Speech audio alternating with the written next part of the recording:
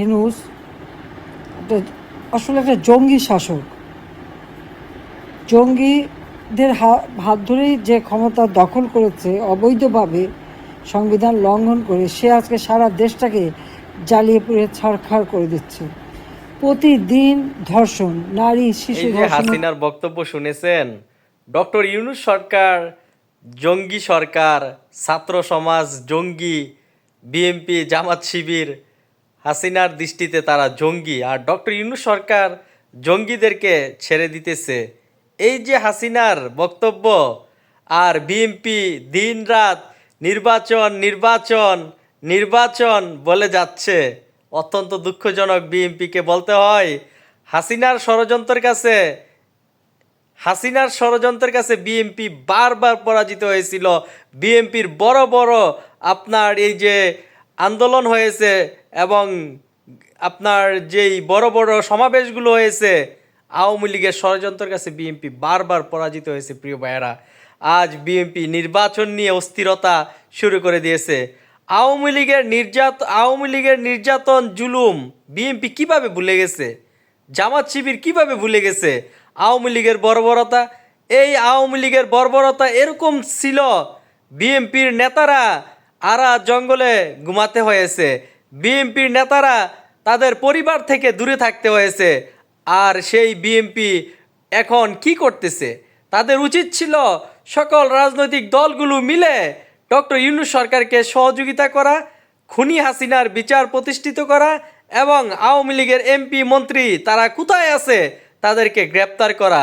আজ আমরা দেখতেছি হাসিনা অডিও কলের মাধ্যমে ডক্টর ইউনূস সরকারকে জঙ্গি সরকার বলতেছে, ছাত্র সমাজকে জঙ্গি বলতেছে, আর বিএনপি নির্বাচন নিয়ে পাগল হয়ে গেছে। প্রিয় ভাইয়েরা, কি এরকম পরিবর্তন করে ফেলেছে ডক্টর ইউনূস সরকার? আমাদের জিজ্ঞাসা যে আওয়ামী লীগের পুলিশ, আওয়ামী লীগের বিচার ব্যবস্থা, আওয়ামী লীগের নির্বাচন কমিশনাররা তাদেরকে আইনগতভাবে কোনো ব্যবস্থা নেয় নাই, আর নির্বাচনের জন্য বিএনপি উন্মাদ হয়ে যাচ্ছে। এটা অত্যন্ত দুঃখজনক। হাসিনার ষড়যন্ত্রের কাছে, ভারতের ষড়যন্ত্রের কাছে বিএনপি পরাজিত হবে। প্রিয় ভাইয়েরা, আপনারা দেখে রাখবেন, এই হাসিনার ষড়যন্ত্র, ভারতের ষড়যন্ত্র অতি শীঘ্রই বাংলাদেশে অস্থিতিশীল, এবং এই যে জঙ্গি জঙ্গি খেলা, আওয়ামী লীগের প্রথম আলো, ডেইলি স্টার, ভারতের নীল নকশা, সেটা হাসিনার অডিও মাধ্যমে সেটা প্রমাণিত হয়। প্রিয় ভাইয়েরা, তার কারণ এই আওয়ামী লীগের যেই মিথ্যাচার, যে ভয়াবহ রূপ আমরা দেখেছি, বিএনপি হয়তো ভুলে গেছে। বিএনপি করতে গিয়ে বিএনপির পরিবার কত ক্ষতিগ্রস্ত হয়েছে। আমরা তো বিএনপির পরিবারের ওই ক্ষতিগ্রস্ত নেতাদের বাড়িতে মির্জা ফখরুলকে দেখি নাই। প্রিয় ভাইয়েরা, বিএনপিকে সাপোর্ট দিতে গিয়ে তৃণমূলের বিএনপিরা যেভাবে নির্যাতিত হয়েছে, জুলুমের শিকার হয়েছে, মির্জা ফখরুল তাদের বাড়িতে গিয়ে তাদের খবর নেওয়ার মতন সময় নাই। হারে মির্জা ফখরুল এবং আব্বাসরা তারা নির্বাচন নিয়ে অস্থির হয়ে যাচ্ছে। আরে নির্বাচন তো হবেই, জনগণের অধিকার নির্বাচন, সেই আওয়ামী লীগ কেড়ে নিয়েছে, দিনের ভোট রাতে করেছে। কিন্তু বিএনপি যদি অস্থির হয়ে যায়, এটা বিএনপি রাজনীতির জন্য ভুল। তার কারণ আমরা দেখেছি এই আওয়ামী লীগের ষড়যন্ত্রের কাছে সবচেয়ে ধরাশায়ী হয়েছে এই বিএনপি, এবং বিএনপি ক্ষতিগ্রস্ত হয়েছে। বিএনপি করতে গিয়ে অনেক আপনার পরিবার ক্ষতিগ্রস্ত হয়েছে।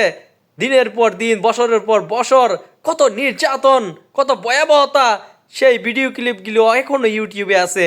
আর বিএনপির বড় বড় নেতারা আজ কি বলতেছে? বিএনপির বড় বড় নেতারা যেই কাজটা করার প্রয়োজন ছিল, সকল দলকে নিয়ে একত্রিত হয়ে একটি নির্বাচন রুটম্যাপ তৈরি করা, ডক্টর ইউনূস সরকারকে সহযোগিতা করা, এবং হাসিনার দোসররা 14 দল, জাতীয় পার্টি, রওশন এরশাদ, তাদের কোনো অপরাধ নাই? হাসিনার নির্বাচন কমিশনার, তাদের কোনো অপরাধ নাই? হাসিনার বেনজির, আজিজ, বিপ্লব, হারুন, হাসিনার এমপি মন্ত্রী, তাদের কোনো অপরাধ নাই? তাহলে বিএনপি কি রাজনীতি উপহার দিবে জনগণকে? প্রিয় ভাইয়েরা, অবশ্যই ভিডিওটা ভালো লাগলে কমেন্ট শেয়ার করবেন।